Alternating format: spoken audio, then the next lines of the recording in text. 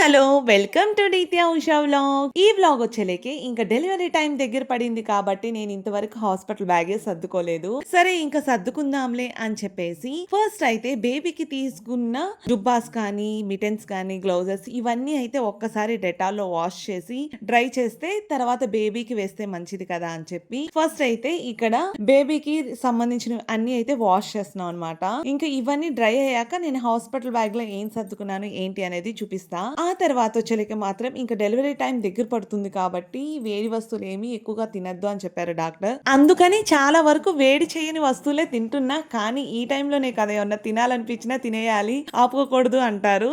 ఒకవేళ తిన్నా కూడా దానికి తగ్గట్టు బటర్ మిల్క్ కానీ కొబ్బరి నీళ్ళు కానీ ఇలాంటివి అయితే తీసుకుంటున్నాను అనమాట. సో ఇప్పుడు మోస్ట్లీ సమ్మర్ వస్తుంది కాబట్టి నేనైతే కర్బూజా, వాటర్ మిలాన్ ఇవే తింటున్నాను ఫ్రూట్స్ వరకు అయితే మాత్రం. అండ్ ఇంకా మార్నింగ్ స్నాక్స్ వచ్చేలేకి మోస్ట్లీ ఇడ్లీ అంతే అనమాట. ఇంకా బేబీ రిలేటెడ్ వాష్ చేసినవన్నీ అయితే డ్రై అయిపోయాయి. ఇంకా పదండి నేను హాస్పిటల్ బ్యాగ్ లో ఏం సర్దుకుంటున్నాను అనేది చూపిస్తా. ఇక్కడైతే మా అమ్మ మా తమ్ముడు ఇద్దరు హెల్ప్ చేస్తున్నారు. సో ఫస్ట్ అయితే మాత్రం పాతవి ఉంటాయి కదా కాటన్ శారీస్, అవైతే మస్ట్ అండ్ షుడ్ గా తీసేసుకున్నా. ఇక్కడ మా అమ్మ చూసారా పిల్లో కవర్ కూడా ఇచ్చారు, అక్కడ బాగుంటుందో లేదో అని చెప్పేసి. సో ఇంకా పిల్లో కవర్ కూడా పెట్టుకున్నా. ఆ తర్వాత వచ్చేలేకి బ్లాంకెట్స్ అయితే 3 తీసుకున్నాను అనమాట, అవి కూడా పెట్టేసుకున్నాను. అండ్ ఇంకా బేబీ రిలేటెడ్ గా అయితే 2 టవల్స్ అయితే తీసుకున్నాను.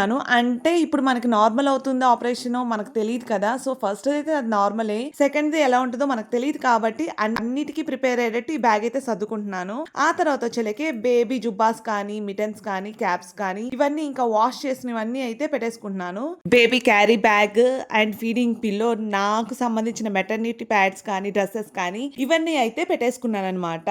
అంతే ఈ వ్లాగ్. Bye bye.